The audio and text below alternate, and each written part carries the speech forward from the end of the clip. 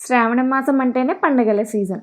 పండగ అంటే మనం పూజ చేసినప్పుడు పూజలో కొబ్బరికాయ కొడుతూ ఉంటాం కదా! ఆ కొబ్బరి చిప్పలన్నీ ఏం చేయాలో తెలియక చాలామంది వాటిని ఎండబెడుతుంటారు. కొబ్బరి లవుస్ చేస్తుంటారు. ఒక్కసారి నేను చెప్పే ఈ స్వీట్ ట్రై చేసి చూడండి. మీకు డెఫినెట్‌గా నచ్చుతుంది. ఈ స్వీట్ తినడానికి లోపల కజ్జికాయలాగా ఉంటుంది. బయట తియ్య తియ్యగా తగులుతూ చాలా బావుంటుంది. ఒక్క మాటలో చెప్పాలంటే పచ్చి కొబ్బరితో చేసిన బొబ్బట్లా ఉంటుంది. ప్రాసెస్ కూడా చాలా ఈజీగా ఉంటుంది. Hi friends! Welcome to our channel నేస్తం వ్లాగ్స్. ఇప్పుడు నేను చెప్పబోయే ఈ కొలతలన్నీ 1 కప్పు పచ్చి కొబ్బరి తురుముకండి. ఫస్ట్ మనము ఒక బౌల్‌లో 1 కప్పు మైదా తీసుకొని ఉండలు లేకుండా జల్లెడ పట్టుకోవాలి. అందులో కొద్దిగా ఉప్పు, 1 కప్పు మైదాకి 1/2 కప్పు ఉప్మా రవ్వ, బొంబాయి రవ్వ అంటారు కదండీ అది. 1/2 కప్పు ఉప్మా రవ్వ, 1 టేబుల్ స్పూన్ ఆయిల్ తీసుకొని బాగా కలుపుకొని కొంచెం కొంచెం వాటర్ యాడ్ చేసుకుంటా చపాతీ ముద్దలాగా సాఫ్ట్‌గా కలుపుకోవాలి. పిండి కలుపుకున్న తర్వాత దాని మీద 1 ఆర్ 2 టేబుల్ స్పూన్స్ ఆయిల్ వేసుకొని మూత పెట్టేసి కొంతసేపు పక్కన పెట్టేసుకోండి. ఇప్పుడు పచ్చి కొబ్బరి తురుము చేసుకోవడానికి మీ దగ్గర తురుముకునేది ఉంటే తురుముకోండి. లేదంటే ఒక మిక్సీ జార్‌లో కొబ్బరిని ఇట్లా చిన్న చిన్న ముక్కలుగా కట్ చేసి ఒకసారి గ్రైండ్ చేసుకోండి. మనకి కొబ్బరి తురుము రెడీ అవుతుంది. ఇప్పుడు కొబ్బరితో స్టఫింగ్ ప్రిపేర్ చేసుకోవడం కోసము స్టవ్ మీద ఒక కడాయి పెట్టుకొని అందులో 2 స్పూన్స్ నెయ్యి వేసుకొని మీకు నచ్చిన డ్రై ఫ్రూట్స్ వేసి వేయించుకోండి. నేనైతే ఓన్లీ జీడిపప్పు తీసుకున్నానండి.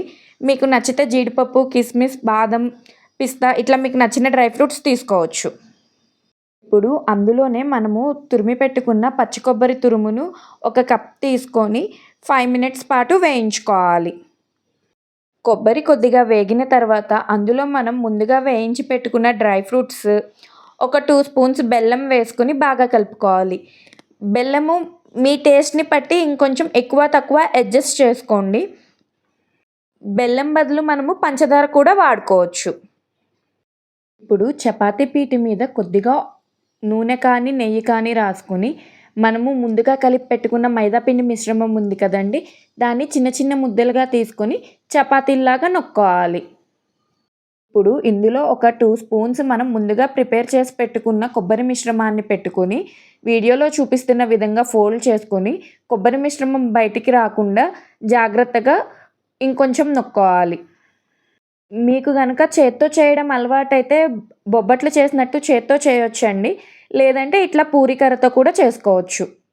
సేమ్ ఇదే ప్రాసెస్‌లో మిగిలిన పిండంతా చేసుకొని పక్కన పెట్టుకోండి.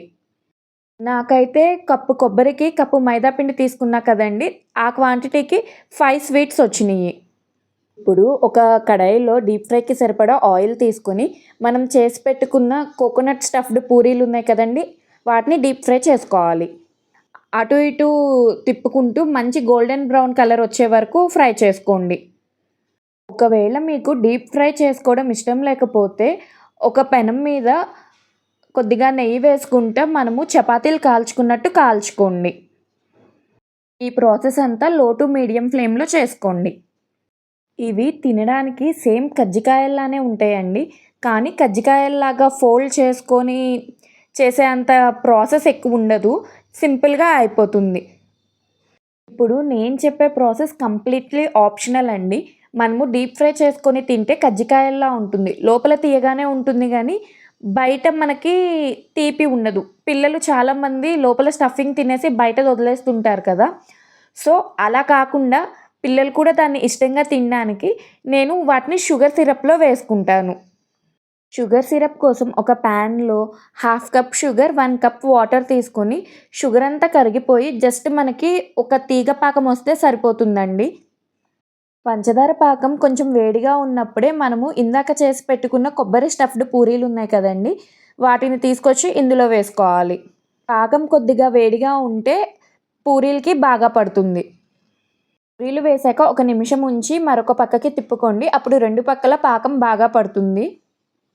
Coconut stuffed Puri sweet ready అయిపోయింది.